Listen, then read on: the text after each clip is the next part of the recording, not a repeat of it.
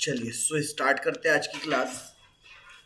Previous class में I think मैंने आप लोगों को होमवर्क दिया था इलस्ट्रेशन नंबर 2, और इसके अलावा भी आप लोगों को कुछ रिडीमेबल डिवेंचर से रिलेटेड प्रॉब्लम्स दे रखा था। करेक्ट। तो एक बार पहले कॉन्सेप्ट को रिकॉल कर लिया जाए। यस, सब चेक करने से पहले एक बार क्या कर लिया जाए, कॉन्सेप्ट जो जो पढ़ा है हमने एक बार पूरा गो थ्रू कर लेते, समराइज कर लेते चीज़ों को, जो तक अभी तक के हमने पिछले 3 क्लासेस के अंदर जो भी पढ़ रखा है। तो हम लोगों ने अगर न्यूमेरिकल पॉइंट ऑफ व्यू से देखा जाए तो पिछली जो 3 क्लासेस हमारी हुई है, उन पिछली 3 क्लासेस के अंदर हमने कॉस्ट ऑफ डिबेंचर के ऊपर फोकस किया है। करेक्ट। किसके ऊपर फोकस किया है हमने? कॉस्ट ऑफ डिबेंचर के ऊपर फोकस किया है। तो कॉस्ट ऑफ डिबेंचर किस तरीके से कैलकुलेट होगा या किस तरीके से हमने कैलकुलेट करना है। सो कॉस्ट ऑफ डिबेंचर कैलकुलेट करना है आप लोगों को दो अलग अलग टाइप के डिबेंचर्स के लिए।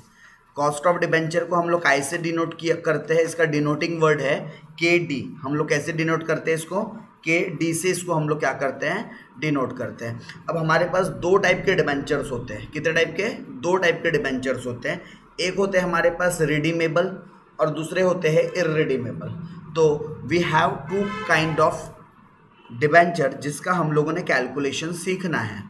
एक होता है आपके इररिडीमेबल डिबेंचर्स। इररिडीमेबल डिबेंचर्स मतलब ऐसे डिबेंचर्स जिनका पैसा पूरे जीवन में कभी वापस नहीं करना है।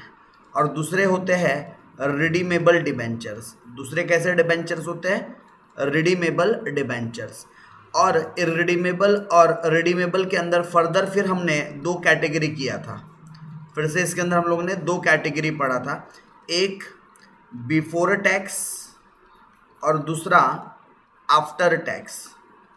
बिफोर टैक्स और आफ्टर टैक्स।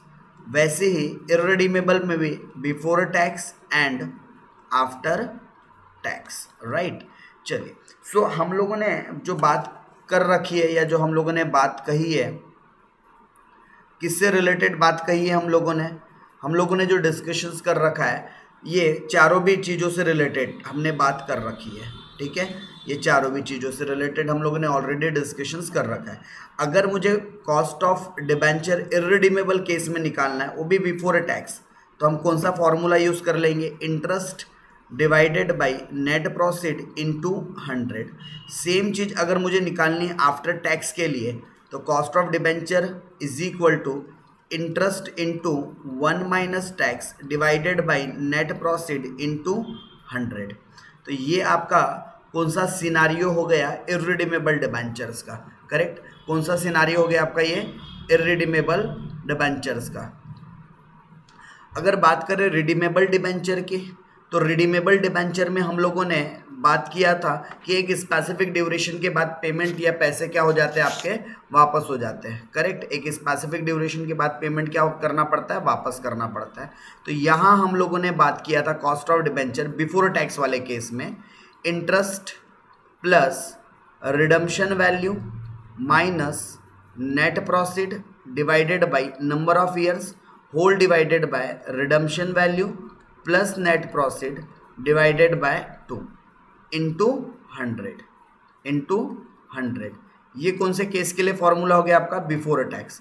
और अगर आफ्टर टैक्स की अगर मैं बात करूं, तो यहाँ फॉर्मूला है cost of debenture is equal to interest into 1 minus tax plus redemption value minus net proceed divided by n and whole divided by redemption value plus net proceed divided by 2 and multiplied by 100।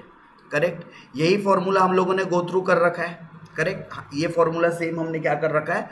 Go through कर रखा है। And मैंने आप लोगों को इससे related कुछ examples वगैरह करवाए हैं, एंड कुछ एग्जाम्पल्स आपको होमवर्क दिए थे। तो उसी होमवर्क के क्वेश्चन में से ये एक क्वेश्चन है जो आप लोगों को एज अ कैसा दिया गया था? होमवर्क के तौर पर दिया गया था, कि होप आप लोगों ने ट्राई किया होगा। राइट। उम्मीद करता हूँ कि आप सबने ये वाला क्वेश्चन ट्राई किया होगा। तो चलिए चेक कर लीजिए जो आप लोगों ने सॉल्व किया है वो सही है या नहीं है। ठीक है, क्या कर लीजिए? चेक कर लीजिए जो आप लोगों ने सॉल्व किया वो सही है या नहीं है। सो आप लोगों को क्वेश्चन में क्या क्या चीजें गिवन थी, तो जो जो चीजें गिवन थी आप लोगों ने सबसे पहले एज अ गिवन लिखना चाहिए था। तो चलिए देखते हैं आप लोगों को इस क्वेश्चन के अंदर क्या क्या इंफॉर्मेशन गिवन थी। तो आप लोगों को बोला था क्वेश्चन नंबर इलस्ट्रेशन नंबर 2 में, a firm issued 10% debenture each of ₹100 at 5% discount. The debenture holders are to be redeemed at the end of the 10th year और टैक्स रेट दिया है 50%। कैलकुलेट करना है कॉस्ट ऑफ कैपिटल। करेक्ट, क्या calculate करना है? Cost of capital.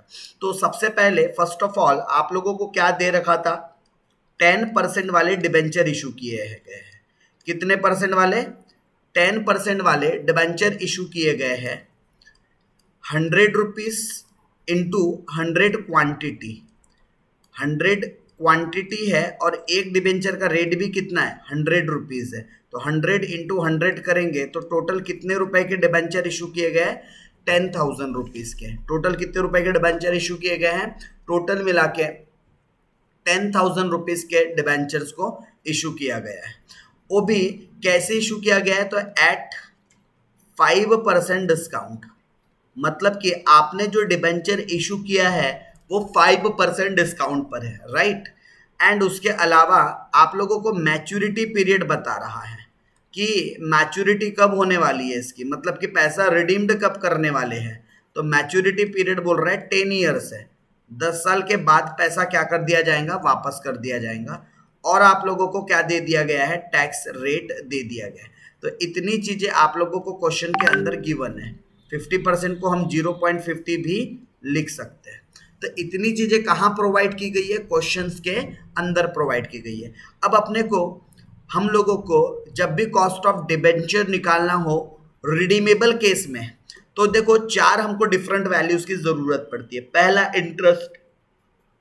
सो क्या आपको यहाँ पर क्वेश्चन में इंटरेस्ट के बारे में दिया है? No, but can we find, क्या हम इसको खोज सकते हैं? क्या हम निकाल सकते हैं? सो आंसर इज यस, निकाल सकते हैं।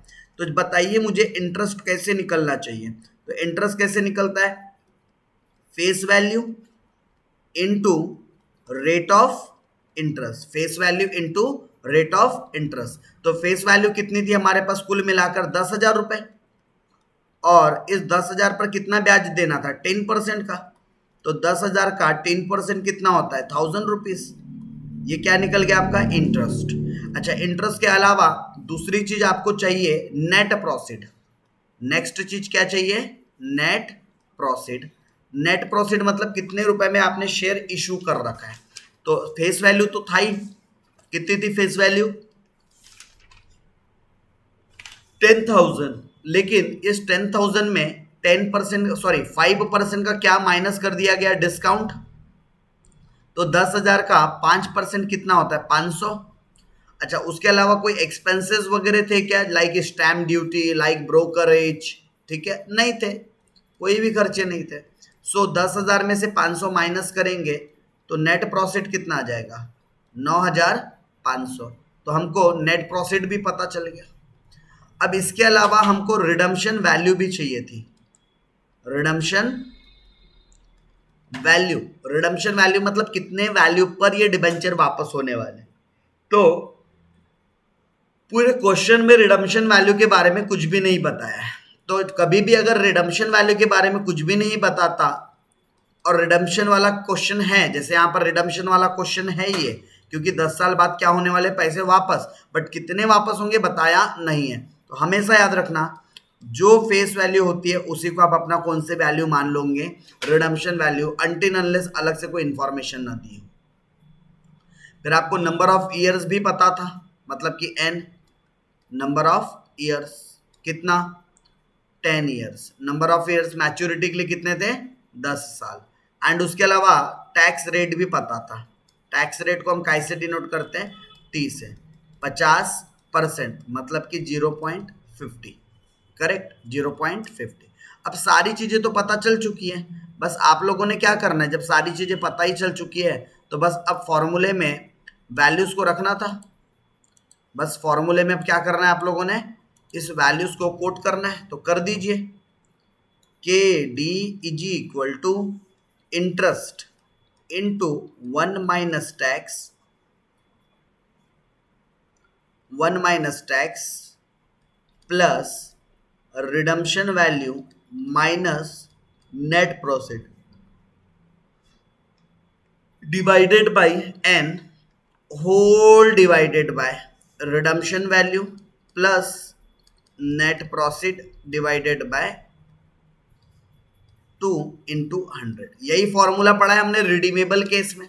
चलिए अब इसके वैल्यूज को भी अप्लाई कर देते। इंटरेस्ट कितना निकला था हमारा साल भरे का 1000 रुपीज इंटू 1 - टैक्स मतलब 1 - 0.5 whole divided by RV. RV कितना था मतलब redemption value 10,000 minus net profit कितना था 9,500 डिवाइडेड बाय एन मतलब नंबर ऑफ ईयर्स कितने थे 10 years and the whole divided by RB plus NP divided by 2। So cost of डेप्ट या cost of debenture is equal to इस 1000 को इसके साथ अगर सिंप्लीफाई करेंगे तो आंसर कितना आएगा 500। सर 500 कैसे आया 1 में से 0.5 माइनस करेंगे तो 0.5 बचेगा एंड 0.5 मल्टीप्लाइड बाय 1000 करेंगे तो 500 आ जाएगा। करेक्ट ओके उसके अलावा 10,000 में से 9,500 गए तो बच्चे कितने 500 divided by 10 and the whole divided by 10,000 plus 9,500 मतलब कि 19,500 डिवाइडेड बाय 2। तो cost of debenture is equal to इसको जब सिंप्लीफाई करेंगे तो 500 डिवाइडेड बाय 10 करेंगे तो कितना आ जाएगा 50 और ये 500 मतलब कि 550 डिवाइडेड बाय 19,000 को अगर डिस्ट्रीब्यूट करते हैं अपन डिवाइडेड बाय 2 ठीक है तो कितना आ जाएगा ये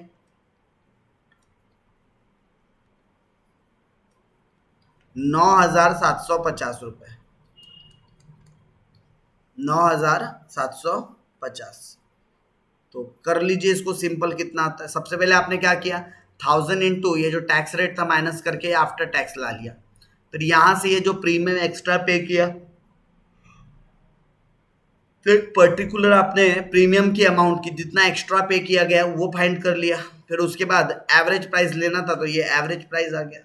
ठीक है तो आपका कॉस्ट ऑफ डिबेंचर जो भी इसको सॉल्व करने पर आएगा that was your final answer. वो आपका फाइनल आंसर होना चाहिए।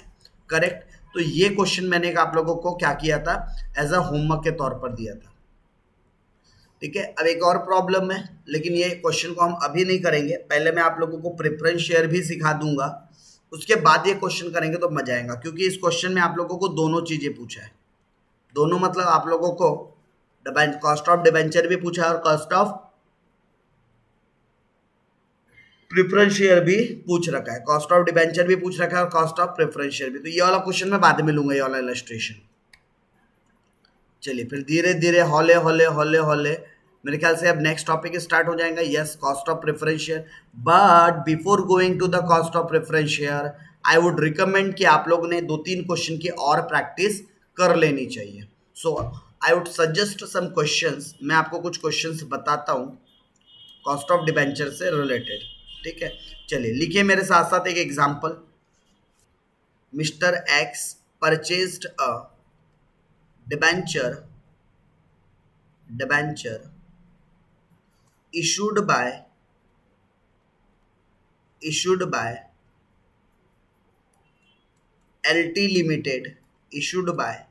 LT Limited for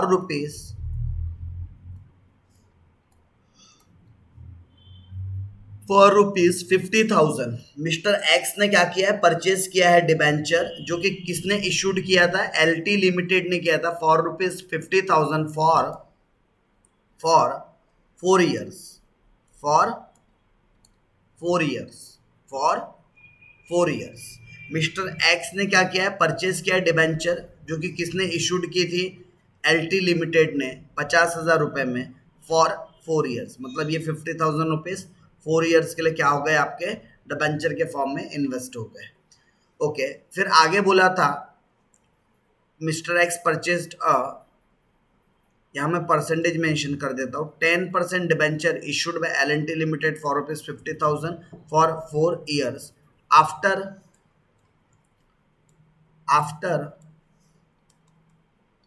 maturity in 5 years.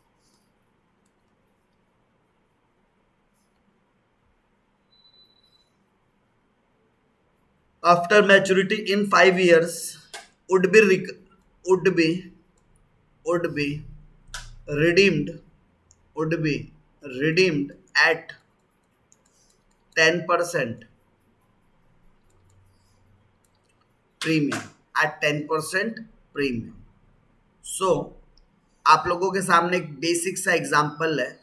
अब आप लोगों को इस एग्जांपल को सॉल्व करना है. जल्दी से आप लोगों को मैं सॉल्व करने के लिए 2 से 3 मिनट दे रहा हूं. आप वीडियो पॉज करके भी क्या कर सकते हो, पहले सॉल्व कर सकते हो. पहले ये वाला एग्जांपल सॉल्व करो. मुझे क्या चाहिए, मुझे चाहिए कॉस्ट ऑफ डिबेंचर. क्या चाहिए, कॉस्ट ऑफ डिबेंचर. तो जल्दी से मुझे इसका कॉस्ट ऑफ डिबेंचर निकाल के बताइए. चलिए, सो होप आप लोगों ने वीडियो को पॉज करके क्वेश्चन को सॉल्व कर लिया होगा. तो एक बार जरा आंसर को हम लोग चेक कर ले एंड आप लोग भी चेक कर लो कि आंसर क्या आ रहा है. तो सेम क्वेश्चन का मैं क्या चेक करवा रहा हूँ, आप लोगों को सॉल्यूशन चेक करवा रहा हूँ. ध्यान दीजिएगा. सबसे पहले क्या लिख लीजिए, जो गिवन है. तो आपके पास क्या क्या चीज गिवन थी. आपको पता था कि मिस्टर एक्स ने 10% वाले डिबेंचर खरीदा है, ठीक है, जिसकी फेस वैल्यू कितनी है, इशूड बाय एलटी लिमिटेड, ये कंपनी का नाम है. कितने रुपए के डिबेंचर थे, 50,000 के. मतलब 50,000 क्या हो गई उसकी फेस वैल्यू. 50,000 क्या हो गई फेस वैल्यू फॉर 4 इयर्स. अच्छा, यहां पर एक कंफ्यूजन आएगा. यहां मैंने लिखवाया 4 इयर्स के लिए and after maturity in 5 years. ये मैच्योरिटी पीरियड एक्चुअली 5 साल है, ठीक है. ये लिखना था 4 इयर्स नहीं 5 इयर्स लिखना था, बट ठीक है, यहाँ क्लियरली मेंशन था आफ्टर मैच्योरिटी इन 5 इयर्स. आफ्टर मैच्योरिटी इन 5 इयर्स, एक्चुअली 5 इयर्स मैच्योरिटी था. गलती से यहाँ 50,000 फॉर 4 इयर्स लिख दिया था, तो हो सकता है किसी ने मैच्योरिटी ईयर 4 इयर्स ले लिया हो, ठीक है. लेकिन यहाँ क्लियरली अलग से मेंशन था कि after maturity in 5 years would be redeemed. मतलब आपको मैच्योरिटी पीरियड दे रखा है क्या. यस, मैच्योरिटी पीरियड कितना दे रखा है. तो मैच्योरिटी पीरियड है आपके पास 5 इयर्स का. मैच्योरिटी पीरियड कितना है, 5 इयर्स का. वुड बी रिडीम्ड, और आपको रिडीम्ड कितने में करने वाले वो भी बता रहा है. Redeemed eight 10% premium. 10% प्रीमियम पर क्या करने वाला है, रिडीम्ड करने वाला है. चलिए, सो आप लोगों को कुछ चीजों की जरूरत पड़ेगी फॉर्मूले के लिए, तो पहले वो फाइंड कर लेते हैं. तो लाइक आप लोगों को क्या क्या की जरूरत पड़ेगी, इंटरेस्ट. तो इंटरेस्ट कैसे निकल जाता है, फेस वैल्यू इनटू रोई, rate of interest. So face value कितना था 50,000 इनटू रेट ऑफ इंटरेस्ट कितना है 10%. सो 50,000 का 10% कितना होने वाला है. सो 50,000 का 10% होने वाला है 5,000 रुपीज. उसके अलावा क्या आप लोगों को नेट प्रोसीड की जरूरत पड़ती है. क्या नेट प्रोसीड की जरूरत पड़ती है. यस, नेट प्रोसीड कैसे निकलता है, फेस वैल्यू प्लस अगर कोई इशू करते समय प्रीमियम या डिस्काउंट हो तो इशूड करते समय कोई भी प्रीमियम या कोई भी डिस्काउंट नहीं था. जो प्रीमियम है वो तो रिडीम्ड करते समय है. मतलब कि नेट प्रोसीड में कोई भी प्रीमियम या कोई भी डिस्काउंट या कोई भी खर्चे इन्वॉल्व नहीं है. तो 50,000 क्या आ गया आपका नेट प्रोसीड. उसके अलावा आप लोगों को रिडीमेबल वैल्यू मतलब रिडीम्ड वैल्यू की भी जरूरत पड़ती है. और इस क्वेश्चन में रिडीम्ड कितने पर हो रहा है, रिडीम्ड एट 10% प्रीमियम. और रिडीम्ड कितने पर हो रहा है, 10% प्रीमियम पर. मतलब फेस वैल्यू जो है उसमें प्लस क्या कर देंगे 10% प्रीमियम. तो फेस वैल्यू कितना है आपका, बोलिए फेस वैल्यू कितना है 50,000. और उसमें अगर मैं 10% प्रीमियम जोड़ दूं, मतलब 5,000 प्रीमियम जोड़ दूं, तो 55,000 रिडीमेबल वैल्यू हो जाएगी क्या, आरवी. अब आपको सब चीज पता है, बस आपको क्या करना था, अब फॉर्मूला अप्लाई कर देना था. क्या अप्लाई कर देना था, फॉर्मूला अप्लाई कर देना था. तो K D is equal to मतलब cost of debenture is equal to interest. और क्योंकि इस क्वेश्चन में टैक्स रेट था नहीं, इसलिए आपने टैक्स रेट लिया नहीं होगा. Interest plus RV minus NP divided by n and the whole divided by rv plus np divided by 2. जब पूरा ब्रैकेट क्लोज करेंगे तो multiplied by 100, correct, multiplied by 100. सो आप लोगों ने अब बस वैल्यूज को पुट कर देना था यहाँ पर, राइट. क्या कर देना था आप लोगों ने यहाँ पर, अब वैल्यूज को पुट कर देना था. तो अगर हम यहाँ पर वैल्यूज को क्या कर दे, पुट कर दे, तो हमारा आंसर कितना आ जाएगा. कीजिए अब वैल्यूज को पुट और देखिए आप कितने हद तक सही थे और कितने हद तक गलत. तो 5000 प्लस आरवी कितना था आपका 55,000 minus 50,000 divided by net profit कितने ईयर्स के लिए था 5 ईयर्स के लिए, whole divided by 55,000 plus 50,000 divided by 2 into 100. बस अब इसको सिंप्लीफाई कर लीजिए, your final answer will comes. तो 5,000 प्लस ये 55,000 में से 50,000 माइनस करेंगे तो 5,000 बचेगा, एंड 5,000 डिवाइडेड बाय 5 करेंगे तो कितना बचेगा 1,000, and divided by 55,000 plus 50,000 1,05,000, 1,05,000 divided by 2, 1,05,000 divided by 2 कितना आता है 1,05,000 डिवाइडेड बाय 2 अगर करें. मैं 1,05,000 कैसे निकाल रहा हूँ, 55,000 प्लस ये 50,000 डिवाइडेड बाय 2, तो आंसर कितना आ जाएगा 52,500 ब्रैकेट क्लोज इनटू 100. ओके, फिर इसके बाद आप लोगों को बस अब क्या कर लेना था, फाइनल टच, मतलब फाइनल आंसर निकाल लेना था. के डी इज इक्वल टू ऊपर में कितना आ गया आपका 6,000 divided by 52,500 into 100. So final answer 6,000 divided by 5,25,000 into 100. तो आपका 1 ये आपका क्या है, ये 5 प्लस 1 6,000 है ना, 6,000 डिवाइडेड बाय 52,500 इंटू 100. तो ये आता है 11.42%, 11.42%, 11.42%. अब देख लो आप लोगों ने कहाँ कहाँ करस्पॉन्डिंग गलती कर बैठे हो, चेक कर लो. कितना आंसर आना चाहिए था 11.42% आना चाहिए था. जरा आप लोग अपने अपने सॉल्यूशंस को चेक करो और मुझे देखकर बताओ चैट बॉक्स में कि कहाँ आपसे मिस्टेक हुई है. चलिए, सो आप लोगों ने ये वाला आंसर टैलीट कर लिया अपना. अब नाउ मैं आगे बढ़ता हूँ, एक क्वेश्चन और लेता हूँ आप लोगों के लिए. चलिए मेरे साथ साथ एक और सवाल लिखिए. तो यस, आज तो भरपूर हम सवाल लिखेंगे, करेंगे, हर एक प्रकार के क्वेश्चन लिखेंगे. आज ठान कर आए हम कि बहुत सारे क्वेश्चन सॉल्व करके जाएंगे. चलिए लिखिए मेरे साथ साथ आप लोग भी एक सवाल. यस, लिखिए XYZ limited issued XYZ Limited issued 12% redeemable debentures, 12% redeemable debenture for 10 years, of rupees 1 lakh, at 10% premium, at 10% premium, stamp duty at the rate 1% of face value, and brokerage charges at the rate 5%, brokerage charges at the rate 5% on face value, brokerage charges at the rate 5% on face value after 10th year,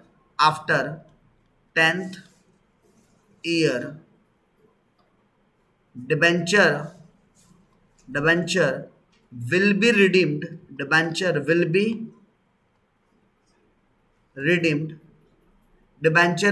redeemed at 20% premium. After 10th year, debenture will be redeemed at 20% premium. Tax rate is 40%. Find out cost of debenture. Find out cost of debenture. चलिए जल्दी से, एकदम जल्दी से शुरू कीजिए. ये पहला, यहाँ फाइंड्स आ जाएंगी और फॉर्मूले 2 इसमें आ जाएंगे. ठीक है. Find out the cost of debenture. Find out the cost of debenture.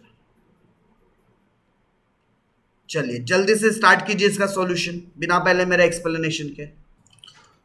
आप लोगों ने इसको क्वेश्चन को सॉल्व करने की कोशिश किया होगा. चलिए सॉल्व करते हैं. सबसे पहले क्या लिख लो, जो आपके पास गिवन है.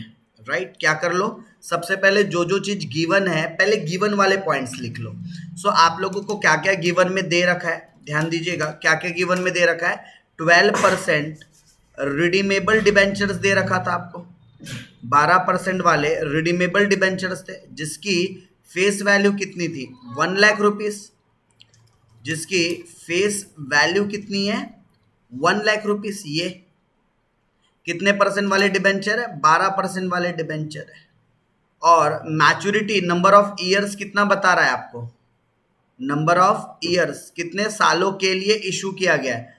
फॉर 10 ईयर्स, कितने सालों के लिए, 10 ईयर्स के लिए. और इशूड कैसे किया गया है, एट 10% प्रीमियम पर किया गया है. मतलब आपने जो इशू किया है वो कैसे किया है, प्रीमियम एट 10%. Premium eight 10%. उसके अलावा स्टैम्प ड्यूटी भी लगती है क्या, स्टैम्प ड्यूटी कितनी लगती है. स्टैम्प ड्यूटी लगती है 1% of face value. Face value का 1% स्टैम्प ड्यूटी लगता है. और ब्रोकरेज चार्जेस कितना लगता है, 5%. ब्रोकरेज चार्जेस कितना लगता है, 5% ऑन फेस वैल्यू.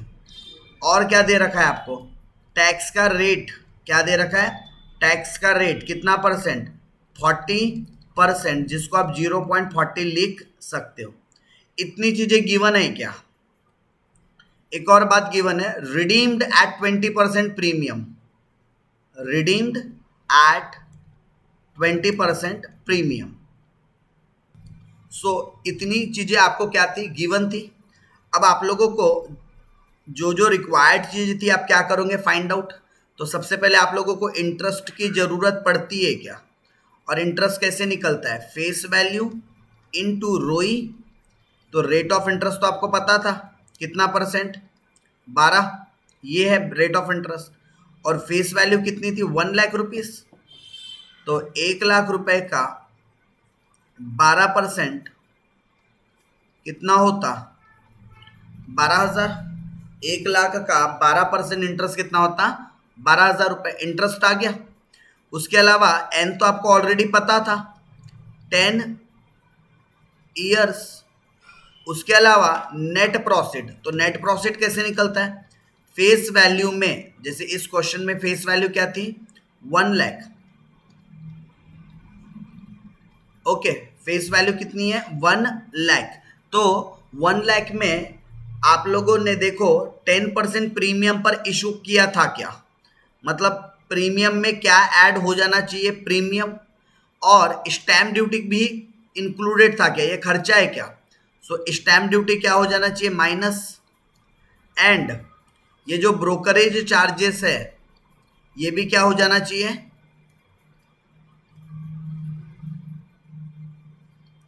माइनस. ठीक है. फेस वैल्यू में आप क्या जोड़ दोगे, प्रीमियम. क्या माइनस कर दोगे, आपका स्टैम्प ड्यूटी. और क्या माइनस कर दोगे, ब्रोकरेज. चलिए आपका जो नेट प्रॉफिट है 1 लाख रुपए, और अगर इस पे आप 20% भी अगर प्रीमियम ऐड करते हो, ठीक है, 1 लाख पर 20% हम क्या ऐड करते हैं, 20 नहीं, सॉरी 10% था. सॉरी, वो तो रिडम्पशन का 20 था. इशू करते समय प्रीमियम कितना था, 10%. तो 10% प्रीमियम की बात करूं तो 10,000 रुपए होता है क्या. मतलब 1 लाख के जो डिबेंचर्स है आपने 1 लाख रुपए में नहीं 1,10,000 में इशू किया, लेकिन ठहरो, अभी कहानी पूरी तरीके से खत्म नहीं हुई है। आपको कुछ खर्चे लगे क्या? 1% स्टैम्प ड्यूटी लगा, 1% स्टैम्प ड्यूटी लगा, एंड स्टैम्प ड्यूटी किसका लगा?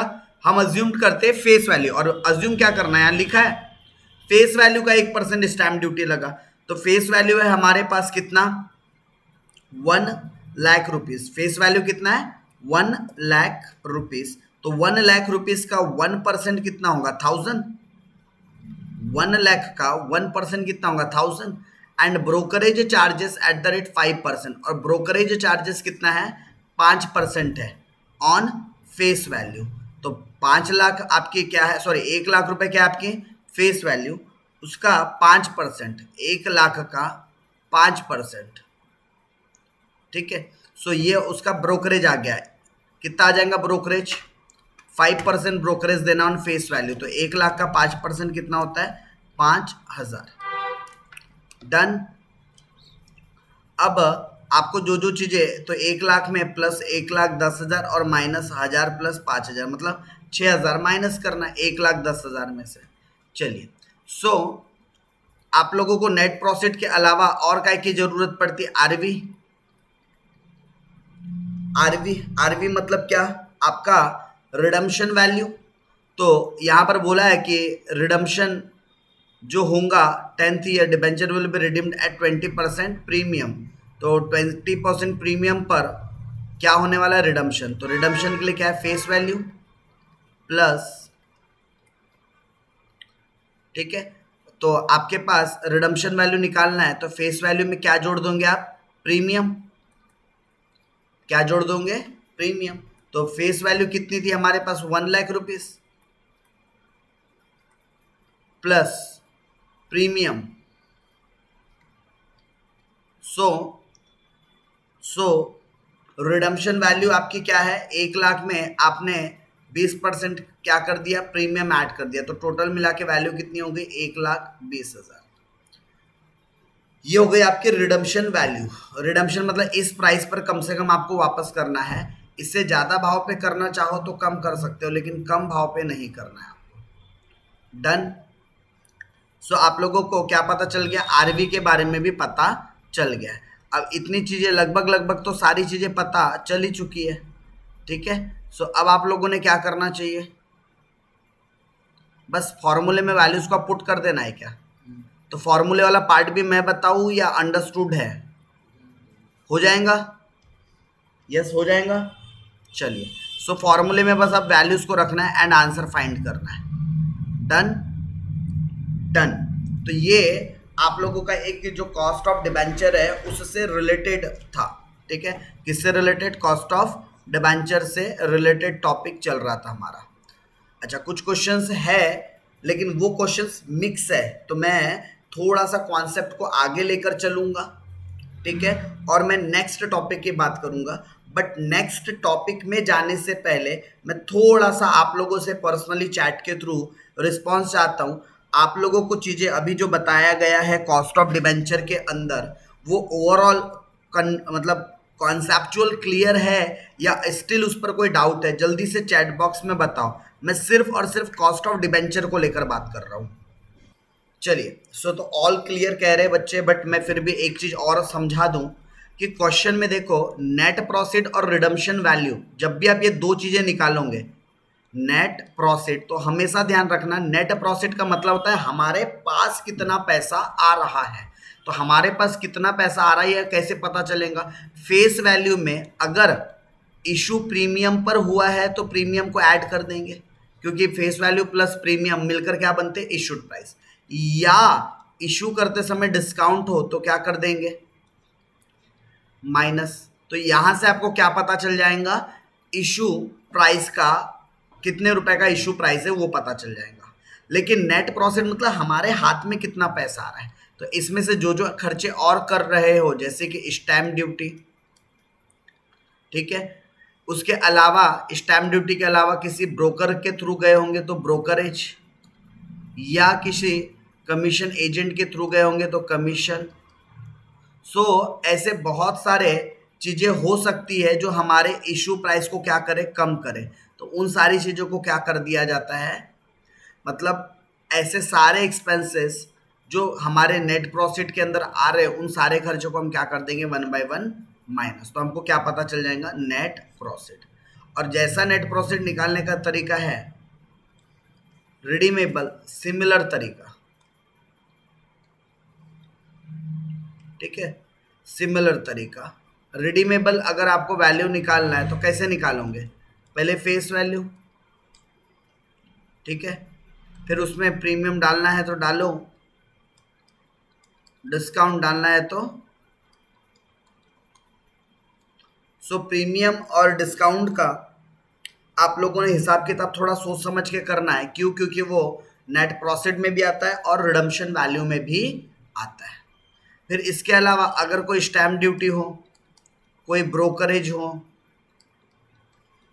ठीक है, तो कोई किसी भी प्रकार के कोई खर्चे, तो वो भी खर्चों को क्या करना है आप लोगों ने माइनस कर देना है। जो भी खर्चे होंगे सब खर्चे को क्या कर देना है, माइनस कर देना है, राइट। तो ये दो बातें आप लोगों ने क्या करना है, ध्यान में रखना है, राइट। ये दो बातें आपको क्या करना है, ध्यान में रखना है।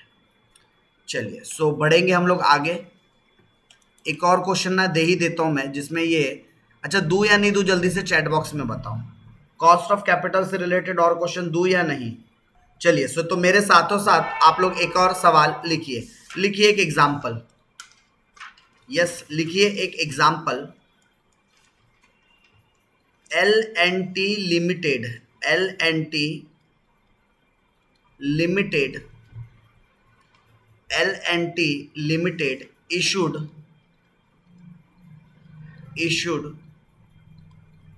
11% डिबेंचर। L&T लिमिटेड क्या कर रही है, इशू कर रही है 11% वाले debenture of rupees 1 lakh. L&T limited ने इशूड किए हैं अपने कंपनी के 11% debenture of rupees 1 lakh at 10% discount, at 10% discount. After maturity,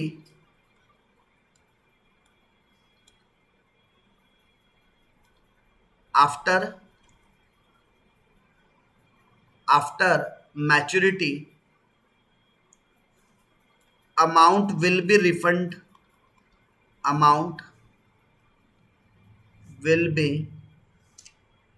after amount will be refund at 5%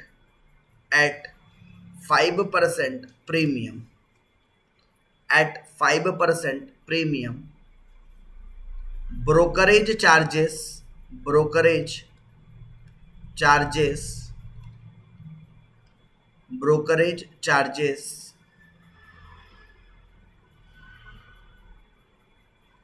at the rate 2% per annum, at the rate 2% per annum, right. तो चलिए अब इस question को सॉल्व करना है तो कैसे करते हैं, तो सबसे पहले आप लोगों को परसेंटेज बता दिया और अमाउंट भी बता दिया फेस वैल्यू।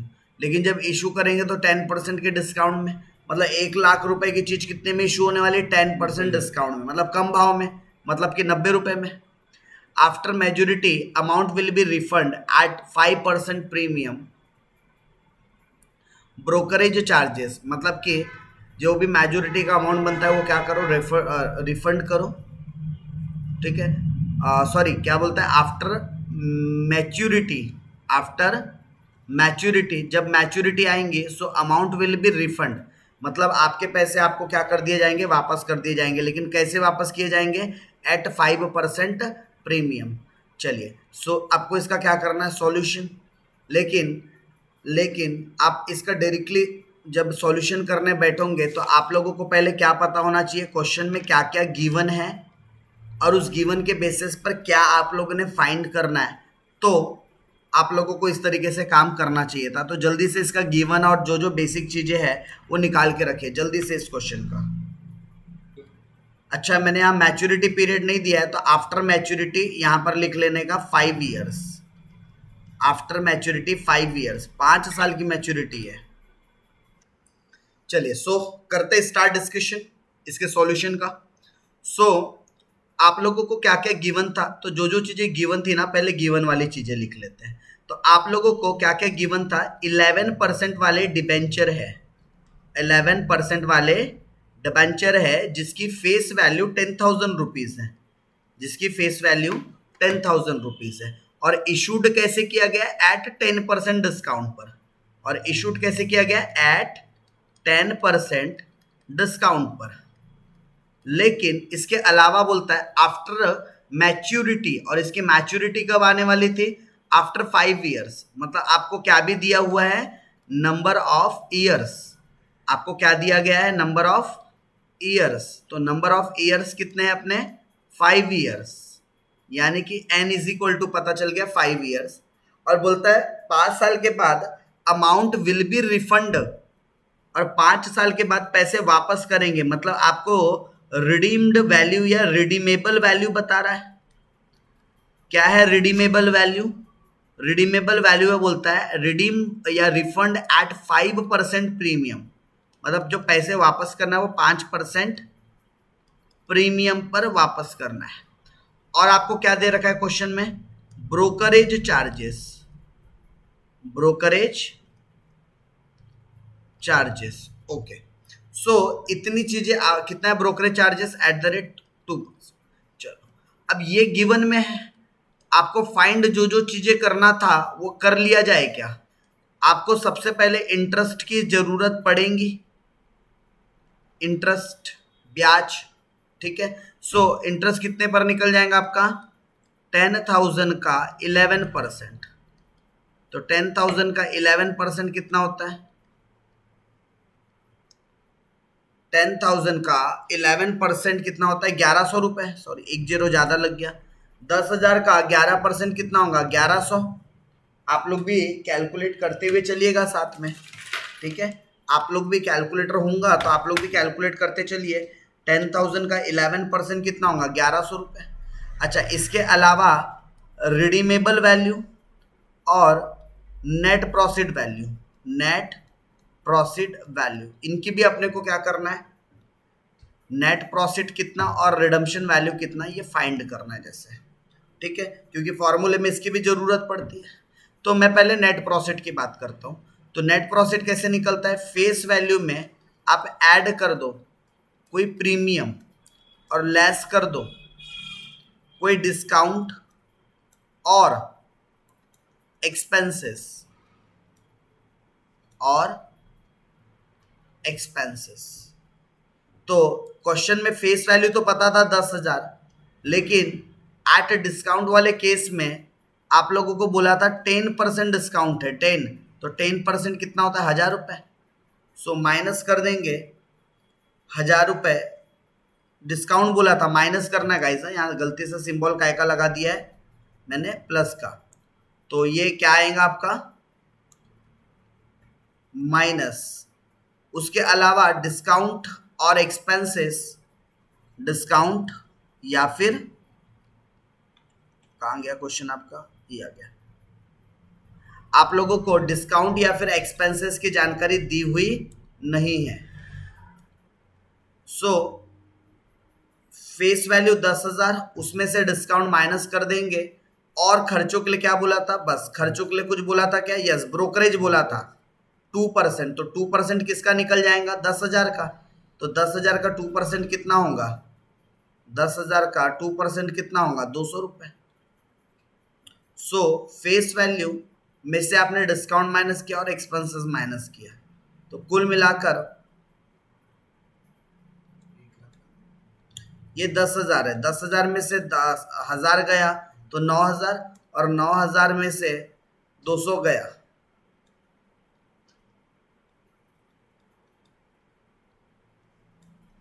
देख लो एक बार नेट प्रॉफिट सही है या नहीं है। 10,000 में से ओवरऑल 1,200 रुपए माइनस करने, तो इसको हम नाम क्या देंगे, net profit, net profit, net profit. और रिडम्पशन वैल्यू कैसे निकलती है, सेम फेस वैल्यू में प्लस कर देंगे प्रॉफिट को और माइनस कर देंगे डिस्काउंट या फिर एक्सपेंसेस के लिए। डन। अब इसको बस क्या करना था, फॉर्मूले में अप्लाई करना था।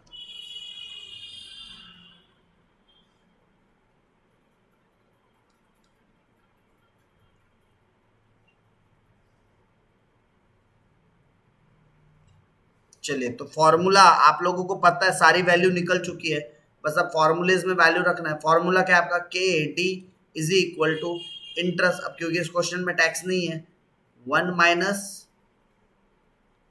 टैक्स डिवाइडेड बाय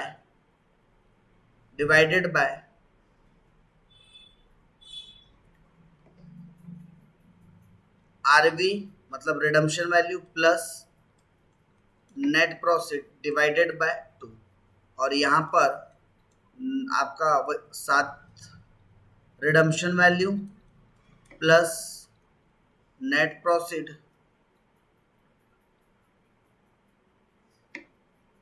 और ये आपका RV plus NP divided by 2, ये एज इट इज रहेगा। सो ये आप लोगों का काय के लिए फॉर्मूला बन गया, रिडीमेबल डिबेंचर्स के लिए। काय के लिए, रिडीमेबल डिबेंचर्स के लिए। आप लोगों को यहाँ से क्या पता चल जाएगा, कॉस्ट ऑफ डिबेंचर पता चल जाएगा। क्या पता चल जाएगा, कॉस्ट ऑफ डिबेंचर, राइट। चलो, तो अभी फॉर्मूलेज में तो वैल्यूज को रख सकते हो ना, कि ये भी रख के दूं मैं। चलो, इतना तो काम आप लोगों ने करना है। आपको आरवी पता है, एनपी पता है, टी पता है, आई पता है। जब सब चीज पता है तो वैल्यू आ सकती है।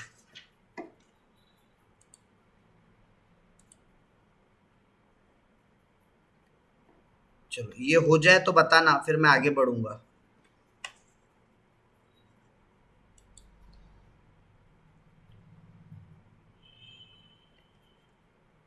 आगे बढ़ू क्या, जल्दी से चैट बॉक्स में बताओ।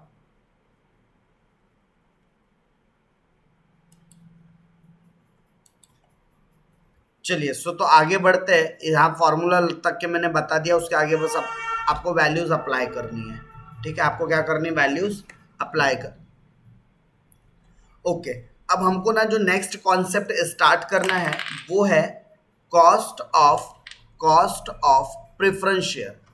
अब अगला जो हमने टॉपिक लेना है वो कौन सा लेना है, कॉस्ट ऑफ प्रेफरेंस शेयर के बारे में। ठीक है, किसके बारे में, कॉस्ट ऑफ प्रेफरेंस शेयर। अगर मैं शॉर्ट और समरी फॉर्म में बोलूँ ना, कुछ भी नया नहीं पढ़ाऊंगा इसमें, मैं कुछ भी नया नहीं। जो पूरी चर्चा मैंने पिछले 3 से 4 दिनों तक कर रखी है डिबेंचर के अंदर, सेम बात 100% चीज यहाँ पर भी क्या होती है, रिपीट होती है। बस फर्क इतना है कि अब हम प्रेफरेंस शेयर के लिए कॉस्ट निकालने जा रहे हैं। इसके पहले जो हम कॉस्ट निकाल रहे थे वो डेप्ट फंड के लिए था।